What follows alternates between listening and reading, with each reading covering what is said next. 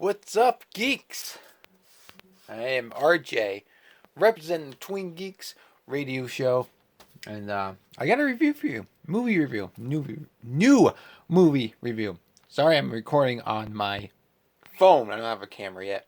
Trying to get one, but this is a review of the new movie called The Circle, starring Emma Watson and Tom Hanks. And going into this, I'm like, this is a pretty cool concept. If you don't know the concept is Emma Watson gets a new job, and it's at a social media kind of network.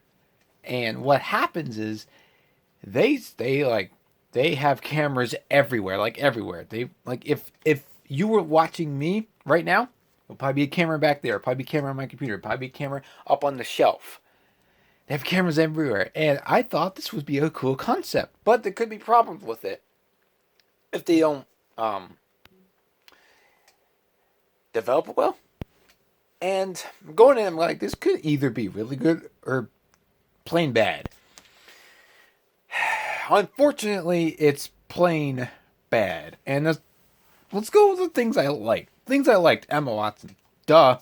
I mean, she's great. She's good in the movie. She's doable in the movie, but not her best. Not as good as Belle or Hermione or her other roles. So, it wasn't her best, but I'll get to why she was not great in it. The concept, like I said, was really good, but that's it. That's all good with the movie. And John Boyega's character is actually pretty interesting, but they don't explore him enough for me to go, oh yeah, so cool. So let's get into it. So why is Emma Watson bad? Well, I tell you, the writing.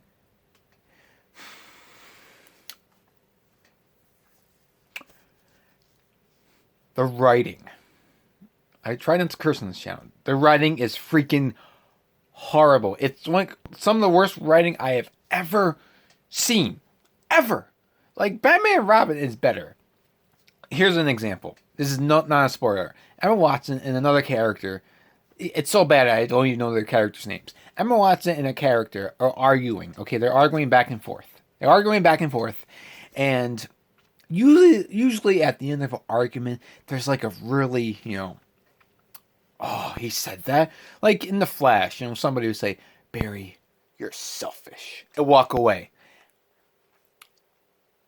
The last thing they say in the argument, the character who's arguing with Emma Watson, I'm waiting for, oh, here comes a payoff. He's going to say something really mean to her. No, he goes, bye.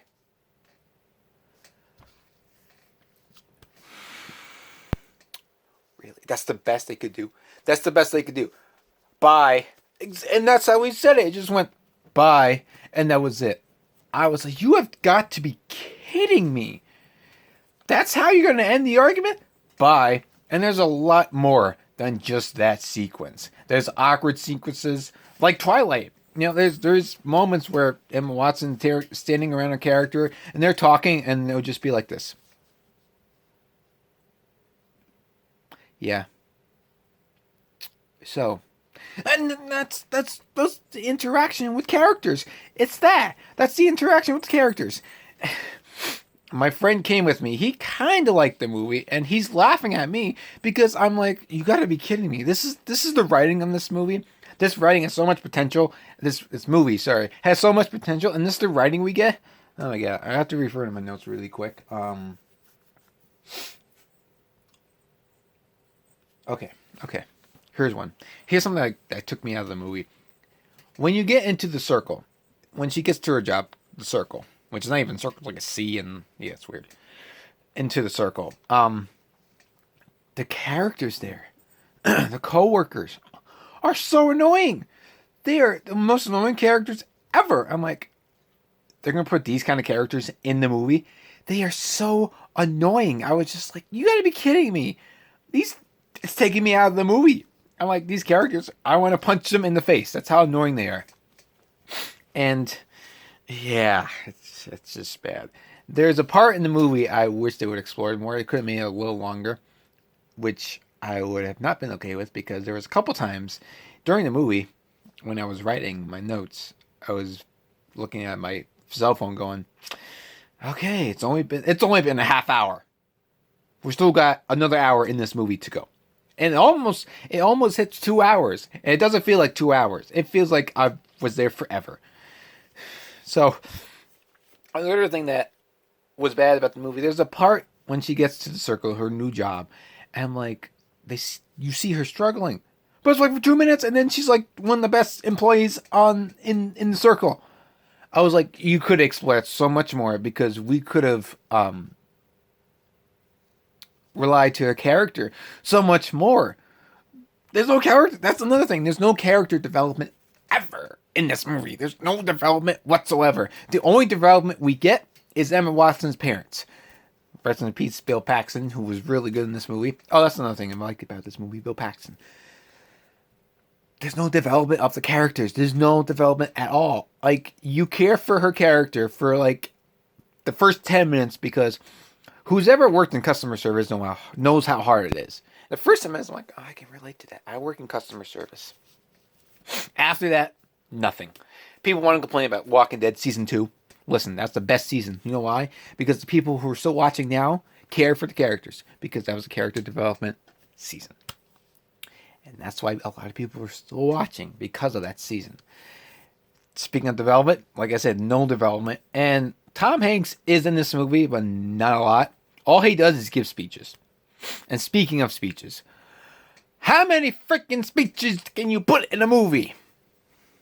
This is not 1984.